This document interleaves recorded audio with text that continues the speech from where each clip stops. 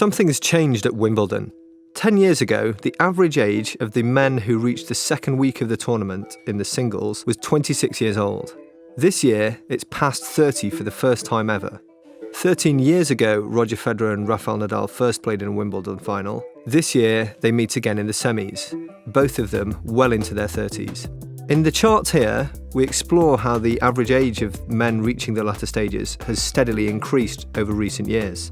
Across the chart, we have years, and vertically, we have the distribution of all the players' ages who reached the last 16, the fourth round. So you can see that in 2019, for example, Hugo Humbert, the Frenchman, is the youngest player who reached the last 16, aged 21, while Roger Federer himself, at around 38, was the oldest. The full range of that bar represents the full range of ages reaching the fourth round. As you look towards the middle, you see that average standing out. We can then draw a line cutting through all of those annual distributions, which shows how the average age has progressed. For around 30 years, the average age fluctuated between around 24 and 28, but over the last 15 years, there's been a steady and perpetual increase. In the 70s and 80s, teenagers, and young teenagers at that, regularly reached the last 16 of the men's singles. Bjorn Borg, the Swede who went on to win several major titles, Boris Becker and Michael Chang were among the most obvious examples. In the last few years, a teenager in the last 16 has become a more rare occurrence. At the same time, the number of players in their 30s has gone up and up and up. This year, of the 16 players to reach the fourth round, only 2 were aged under 28, and the majority were aged 30 or higher. Rafael Nadal and Roger Federer, as well as Novak Djokovic, have all reached the semi-finals this year. The 3 will compete over the next couple of days to determine who wins the Wimbledon men's title this year. For any of them, it would be yet another major victory. So when these players go head-to-head, what happens when the pressure's on?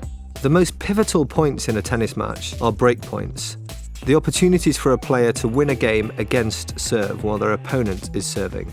This chart here looks at who are the best performers of all time on these crucial points in men's tennis. The horizontal axis here shows the ratio of the percentage of break points that a player converts against their opponent's serve versus the percentage of break points that they lose on their own serve.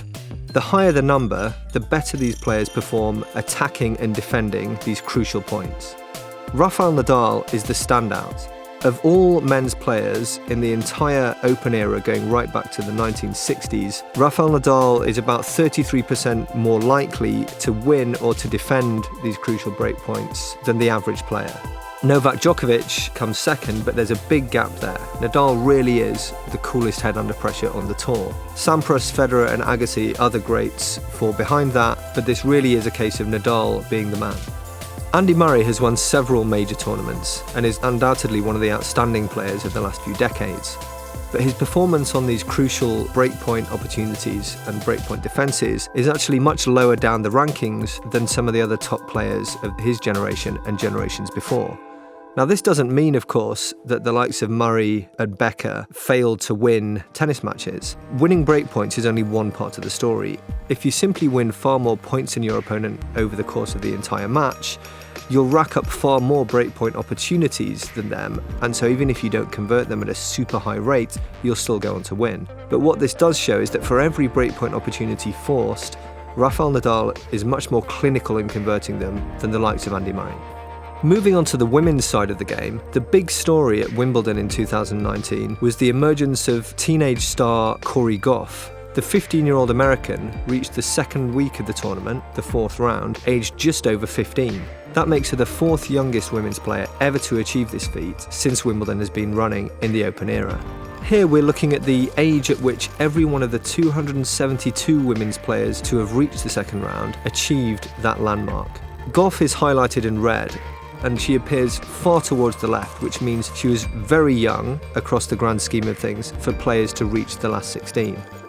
At aged just over 15, she was actually the 4th youngest player ever to achieve this landmark. Jennifer Capriati, Andrea Jaeger, and the great Steffi Graf are the only 3 to have achieved this mark at a younger age. Capriati and Graf went on to win multiple Grand Slams, and Andrea Jaeger reached several finals before her career was cut short with injuries. So Goff is certainly among elevated company here. If we look slightly further to the right, we see other familiar names, stars of the game: Monica Seles, Martina Hingis, Sharapova, and then further across we have Chris Evert and of course Serena Williams herself. All of these players reached the second week in their teens, but were considerably older than Gauff this year. Whether or not Corey Gauff goes on to win major tournaments like the players around her by this measure remains to be seen, but the future certainly looks bright for the young American. In the women's game, Serena Williams has been the dominant force for more than a decade now. But aside from her, the dearth of huge dominant forces has created space for youngsters such as Gauff to come through. The men's game has had more dominant players for a very long time now, and it's not until the likes of Federer, Nadal and Djokovic move on that we'll actually see opportunities for youngsters to come through.